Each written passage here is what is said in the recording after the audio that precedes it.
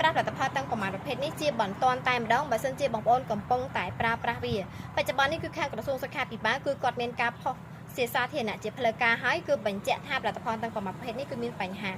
ក្រោយមានការពិសោធន៍ពីខាងមន្ទីរពិសោធន៍បញ្ជាក់ថាផលិតផលគឺមានបញ្ហាសារធាតុពុលសារធាតុគីមីនៅក្នុងនោះគឺខ្ពស់ខ្លាំងមែនទែនជាពិសេសគឺសារធាតុប៉ារ៉តនឹងតែម្ដងសារធាតុពុលក្នុងនោះច្រើនមុខអញ្ចឹងបើសិនជាបងប្អូនប្រើប្រាស់នៅលើស្បែករបស់យើងវាមិនត្រឹមតែធ្វើឲ្យប៉ះពាល់នៅលើស្បែកទេអាលាកស្បែកទៅជាបែកចង្វាទៅជាអាឡែកស៊ីអ្វីដែលសំខាន់វិញគឺមិនត្រឹមតែប៉ះពាល់នៅលើស្បែកតែមួយមុខទេគឺអាចឈានទៅដល់បញ្ហាជ្រាបចូលក្នុងខ្លួនរបស់យើងប៉ះពាល់ទៅដល់ខាងកលៀនប៉ះពាល់ទៅដល់ខាងដំណងងមធ្វើឲ្យមានការ